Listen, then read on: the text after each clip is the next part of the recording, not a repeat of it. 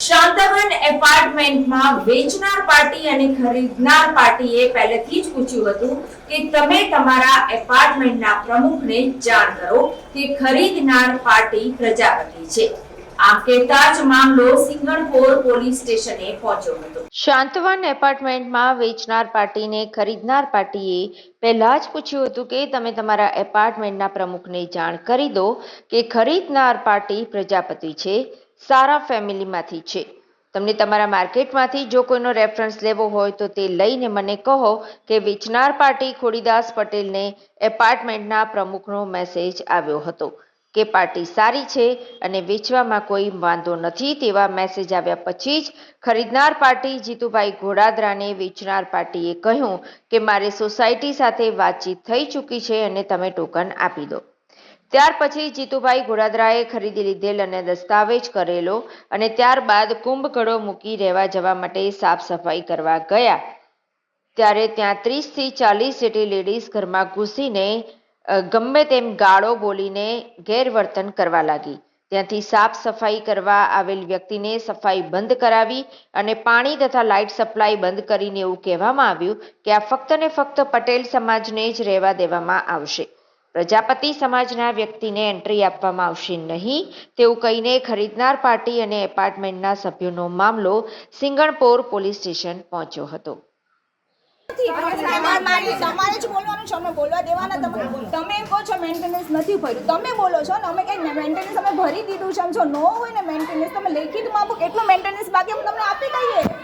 એ હવે તમે પ્રમુખ જોડે વાત કરો તો પ્રમુખને બોલાવો ને તમે તમારે પ્રમુખ ઘરે નથી તો પ્રમુખ ક્યારે આવશે? બોલાવો એ બોલાવી લો ચાલો અમે ઘરે બોલાવતા હતા ત્યારે તમે આવતા હતા અને અત્યારે મીટિંગ તો થઈ ગઈ છે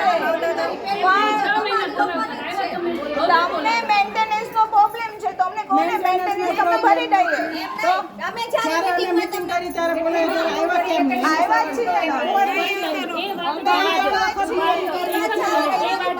જો આ વિડિયો ચાલુ કર આ ઉતારે છે બેન તો તમે ઉતારો ફોન પાડો તો અમારો હક કોને કીધું નથી?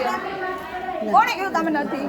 હકની તો વાત કરતા તો એડવોકેટ છું મને હક શું રાઈટ છે ખબર છે। પહેલી મીટિંગમાં કેમ ન આવ્યા તમે એક નહીં ચાર મીટિંગ કરી અમે ચાર મીટિંગ કરી એક વાર મળવા આયા જ નથી તમે ઘરને અત્યારે પ્રોબ્લેમ છે એ બોલ તમે ઘરના મળવા કેમ ના તમને તમને બધાને બોલવાનું એ પ્રમુખને મળવાનું પ્રમુખને મળ્યા અત્યારે પ્રમુખને મળી લીધું છે તમે અમે ક્યારે કહેતા હતા કે તમે લોકો આવતા હતા હવે તમે કહો તો પ્રમુખ હું આવશે પહેલા તમે તમને બધાને પ્રોબ્લેમ કઈ વાતનો છે ચોખ્ખો કરો અમે ઉપર જઈ રહ્યા તો કોડીદાસ ને લઈ આવો છો કોડીદાસ ને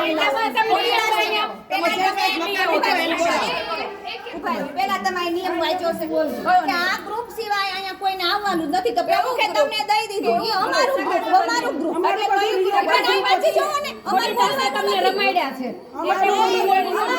આ સંબંધીનું ગ્રુપ અમારા સગા સંબંધી હવે બધા એકબીજાને કોડીદાસે અમને જ્યારે સગા સંબંધી અમારા સગાવાલા એટલે એવા એ રાધે વાળા કૃષ્ણ વાળા કેવા જે હોય તમે વાંચી લો અમાર તમે ભણેલા છો કાકા બાપાના એવી રીતે છે બધાય મામા ફ્રેન્ડ છે મામા ફઈના એવી રીતે એવી રીતે છે બસ આવ્યા ને ત્યારે નિયમ બનાવેલા ઈ ભાઈ જ છે હા ઈ ભાઈ જ બનાવેલા રજિસ્ટ્રેશન હોય કોડીદાસે છે ને તમને નું નામ? હું એડવોકેટ છાયા ગોયલ છું। શું છે સમગ્ર ઘટના? મારા અસલ છે જીતુભાઈ ગોડાદરા, જેમણે સાંતવન હાઇટ્સમાં ફ્લેટ લીધા હતા, એના 4 ફ્લેટ છે, જો કે પ્રજાપતિ છે ને આખું ફ્લેટ જે બિલ્ડિંગ છે એ પટેલ કોમનું છે।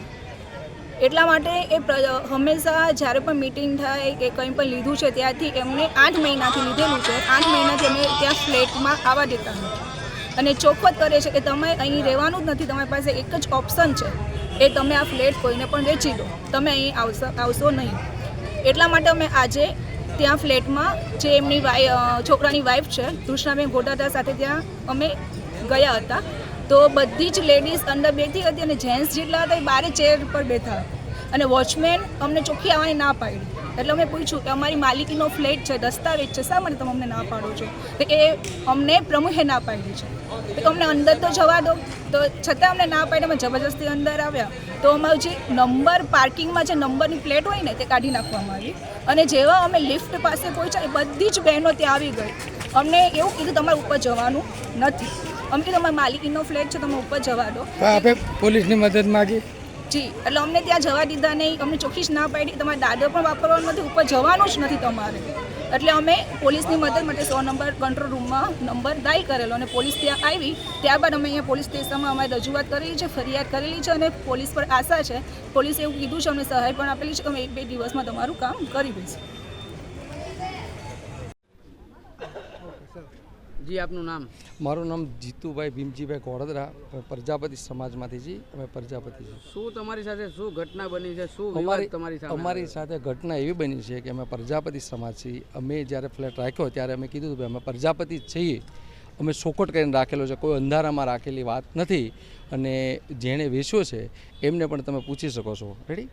અને મારી પાસે એણે લખાણ પણ આપેલું છે કે ભાઈ પ્રજાપતિ છીએ, એની અમે કંઈ નાદ ફેરવી ન શકીએ. એટલે મેં કીધું અમે આવામાં પડવાલ નથી, છતાંય કે બધું મીટિંગ કરી છે અને કોઈ અમને વાંધો નથી.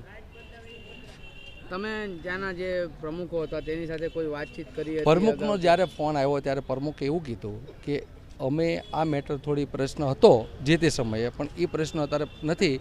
એના ઉપર 22 લાખ રૂપિયા લેણું છે મેન્ટેનન્સ. એટલે મેં કીધું મેન્ટેનન્સ જે હોય એ તમારે જે વેચનાર છે એમની જોડે સમજી લો અને બાકી તમે મને જણાવજો જે હોય તે. રેડી? એવી વાત હતી. મેં કીધું મારે તો ટાઇટલ ક્લિયર કરી અને જે પણ લેણું હોય, વેરા બિલ છે, લાઇટ બિલ છે, અન્ય જે પણ હોય એ તો સુખવટ જ હોય કે ભાઈ આપણે એ લોકો ભરી દે. બિલ્ડરો સાથે તમે વાત, ત્યાંના જે બાંધકામ બનાવ્યું ત્યાંના બિલ્ડરો હતા તેની સાથે તમે પહેલા વાતચીત કરેલી હતી? મેં વાત કરી જ્યારે અમે સોદો પાડ્યો ત્યારે મેં તેમના દ્વારા શું કહેવામાં આવ્યું તમને? એટલે ત્યારે મેં જ કીધું કે અમે પ્રજાપતિ છીએ. એટલે 1 મહિના પછી એમને બાનું લીધું છે મિટિંગો કરીને. અને આજે કોઈ વાત કરે તો એનો કોઈ મિનિંગ લેસ છે, સમજો તમે. અને પછી અમે જ્યારે ગયા ત્યારે એ લોકોએ અમારું અપમાન કર્યું બધું. છતાં અમે એને કીધું ભાઈ તમે શાંતિ રાખો, હજી કાંઈ અમે રહેવા આવી ગયા નથી. આના ઘણા ઉકેલ થાય. કોઈ પણ પ્રશ્ન હોય એનું સોલ્યુશન ન હોય એવું બનતું નથી. આગળનું તમે શું કાયદેસરની કાર્યવાહી કરવાના છો? અમે આગળની કાર્યવાહી તો જે સંવિધાનમાં જે કાયદો આવતો હોય જે પણ એ કાયદા મંજૂર મારે પણ હાલવાનું રહે અને સામેવાળાને હાલવાનું રહે અને જે પણ થાય આપણે આગળ વધવું.